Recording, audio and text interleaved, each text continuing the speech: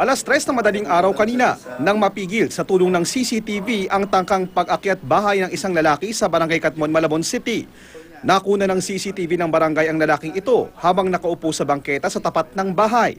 Maya-maya, tumayo ang lalaki at pumasok sa halamanan sa harap ng bakod. Makikitang dumudungaw ang lalaki, tila mahinahanap sa labas. Central. Agad naghinala ang barangay official na nakamonitor sa CCTV ng mga oras na yon at pinapuntahan ito sa tanod. Hindi nakita ng tanod ang lalaki. Ilang segundo pa, lumabas ang lalaki sa halamanan. Doon na siya nasundan ng tanod at inimbitahan sa barangay. Nagtatago. Yung pala, hinahanap niya yung pwede niyang pagsuotan para makapasok doon sa bahay. Naiblatter sa barangay at pulisya ang insidente pero napakawalan din ng lalaki dahil wala pang complainant. Sa parehong barangay, nahulikam din ang pagsuntok ng isang lalaki sa isa pang lalaki. Nag-ugat daw ang suntukan sa simpleng sagian.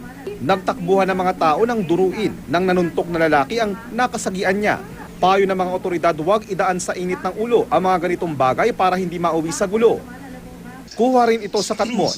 Makikita ang dalawang lalaking humahabol sa isang jeep. Bitbit ng isa sa kanila na umano'y pulis ang kanyang baril.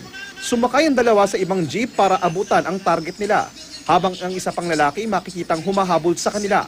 Ayon sa barangay, mga pulis ang 3 lalaki at hinahabol nila ang isang sospek sa krimen. JP Soriano, Nakatutok, 24 Oras.